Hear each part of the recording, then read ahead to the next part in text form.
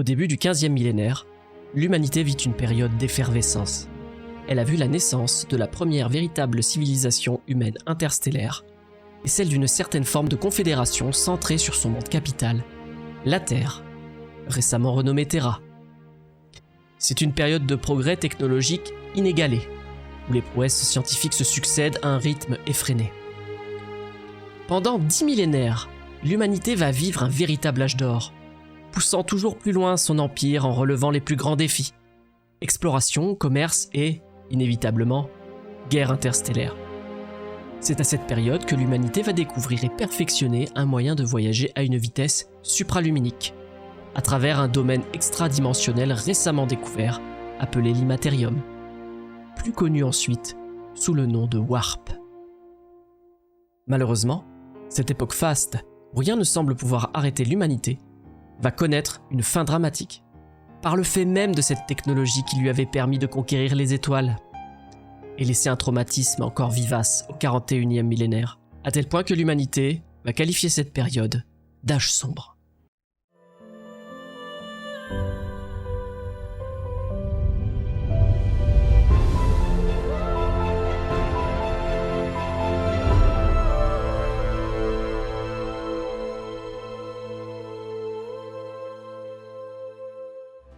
La fin de l'âge de Terra est marquée par une période appelée exode stellaire, au cours de laquelle l'humanité réalise ses premières colonisations planétaires au-delà du système solaire. Bien évidemment, les premières colonies humaines sont établies dans le système de Terra, les engins spatiaux n'étant à ce moment pas capables de dépasser la vitesse de la lumière.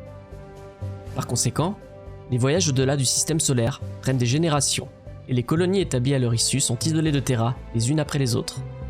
Les navires spatiaux de cette période, incapables de voyager à la vitesse de la lumière, sont appelés navires de la longue marche. En dépit de leur lenteur toute relative, ces navires embarquent tout de même certains joyaux technologiques. L'un d'entre eux consiste en d'imposants marcheurs de combat, utilisés pour la manutention, l'agriculture, ainsi que la défense des colonies nouvellement formées. Plus tard, ces marcheurs seront appelés chevaliers, et leur monde dans la structure deviendra progressivement féodal, deviendront leurs fiefs. Durant cette période, le commerce interstellaire est extrêmement restreint, voire inexistant. Par conséquent, les mondes nouvellement colonisés se doivent d'être autosuffisants pour tous leurs besoins vitaux, qu'il s'agisse de nourriture, de logement ou de médecine. Au fil des siècles, ces mondes développeront leur propre langue et leur propre culture. L'ère de la technologie a véritablement débuté aux alentours du 18e millénaire. Après 3 millénaires d'exode stellaire, l'humanité va enfin découvrir un moyen de voyager à une vitesse supraluminique. Elle va mettre au point et perfectionner un appareil appelé le Warp Drive. En effet, intégré dans les vaisseaux spatiaux, cette nouvelle technologie va s'appuyer sur des voyages à travers l'Immaterium par le biais de courts sauts, lui permettant de parcourir de vastes distances interstellaires en un temps relativement court. Cependant, ces voyages à travers le Warp ne sont pas sans danger.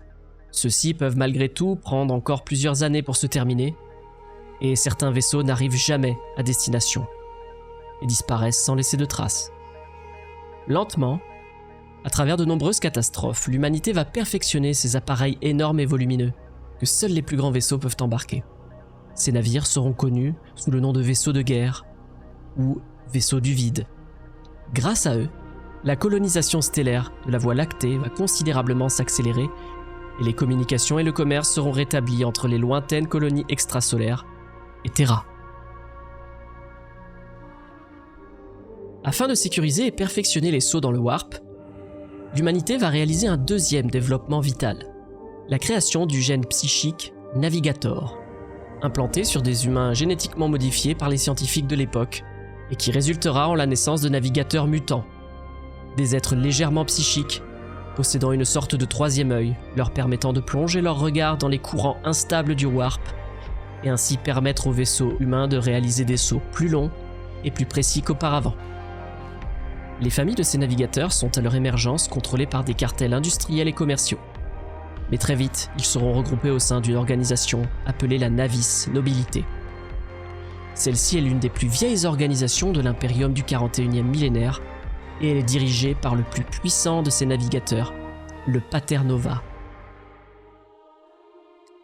Vers la fin du 22e millénaire, Des êtres possédant des dons télépathiques font leur apparition soudaine sur presque tous les mondes humains, et ce, dans un laps de temps très court. D'abord limités à quelques individus dans chaque population humaine, ils vont soudainement commencer à apparaître en nombre inhabituellement élevé vers la fin de l'ère de la technologie. Dans les colonies les plus progressistes et technologiquement avancées, ces psycheurs, comme ils seront appelés, seront protégés par la loi et autorisés à développer leurs capacités. Sur d'autres mondes moins sophistiqués, ils seront tués dans de véritables chasses aux sorcières et pogroms anti-psycheurs. En parallèle, au cours de cette période, le commerce interplanétaire est établi et de grandes flottes transportent des marchandises vers et depuis les extrémités de la galaxie. Alors que les planètes deviennent surpeuplées, des moyens de construction récemment inventés, tels que le plastacier, le place-béton, le ferro-béton ou encore le béton de roche, sont utilisés pour construire des villes colossales qui deviendront les villes proto-ruches. Les colonies humaines restent politiquement unies à Terra, dans une forme de gouvernement interstellaire fédéré, permettant ainsi à l'espèce humaine de rester unifiée et puissante. Son niveau technologique reste élevé grâce à l'invention du système de base de données appelé Schéma de construction standard, ou SCS. Ceux-ci contiennent toutes les connaissances spécifiques et technologies humaines de l'époque, et fournissent les instructions nécessaires à la construction de tout ce dont les colons peuvent avoir besoin. Le perfectionnement de ce système SCS permet une explosion de la colonisation humaine, qui atteint les limites les plus éloignées de la galaxie. C'est l'apogée de son développement technologique et du partage de ses connaissances, car même la colonie la plus éloignée peut accéder à l'inventaire complet de l'invention humaine grâce au SCS. En explorant la galaxie, l'humanité acquiert encore davantage de nouvelles connaissances, et la science, à cette époque, devient son nouveau dieu, remplaçant en importance l'ensemble des religions humaines existantes.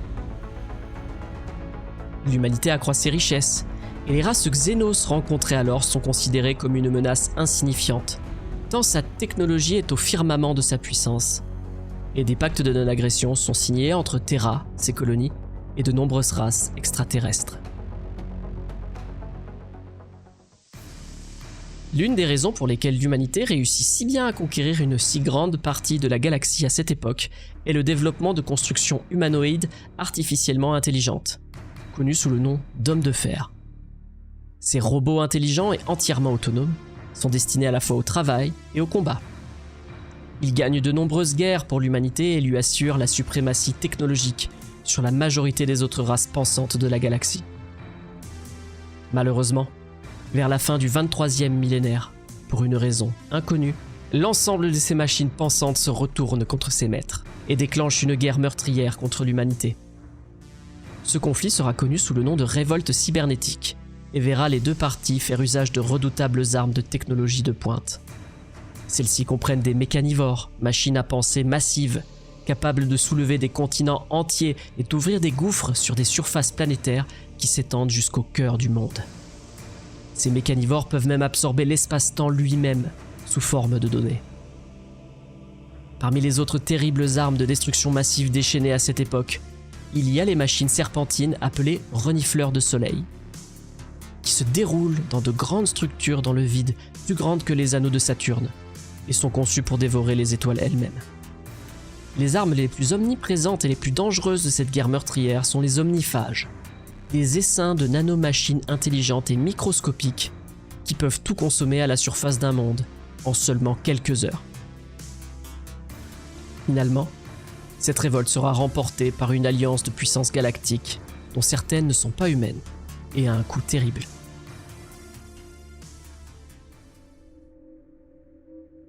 Les dommages causés à la société humaine interstellaire sont si catastrophiques qu'ils ont brisé une grande partie de la force économique et de l'unité politique durement acquise, et ont jeté les bases d'un effondrement ultérieur majeur. La peur et la répulsion envers l'intelligence artificielle se généralisent parmi les mondes de l'humanité et conduit au développement des premiers serviteurs. Esclaves cybernétiques dépourvus de véritable sensibilité, créés à partir des corps de criminels condamnés ou d'humanoïdes lobotomisés et élevés en cuve, dont les corps et les cerveaux ont été partiellement remplacés par des systèmes de machines. Ces serviteurs, plus tard appelés servitors, remplaceront la main-d'œuvre autrefois fournie par les hommes de fer. En effet, Il sera désormais considéré comme l'un des plus grands crimes contre l'humanité de développer une machine à penser artificiellement intelligente, désormais appelée Abominable Intelligence ou Silica Animus, et tout contrevenant sera impitoyablement mis à mort.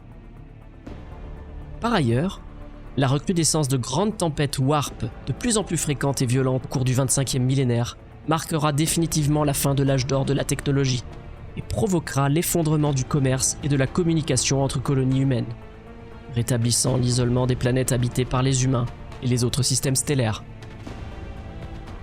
Certains mondes très peuplés, comme Terra elle-même, qui dépendent fortement du commerce, sont soudainement incapables de nourrir leur énorme population. La faim puis la famine feront rage sur ces mondes. Pour ajouter au malheur de l'humanité, les psycheurs humains ayant développé leur pouvoir risquent constamment d'être possédés par des démons et d'autres entités du Warp.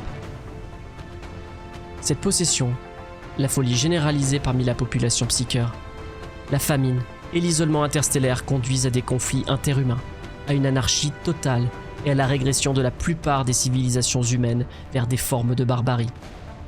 Et c'est ainsi que prend fin l'âge de la technologie, pour faire place à 5 millénaires de massacres, qui constitueront l'ère des luttes.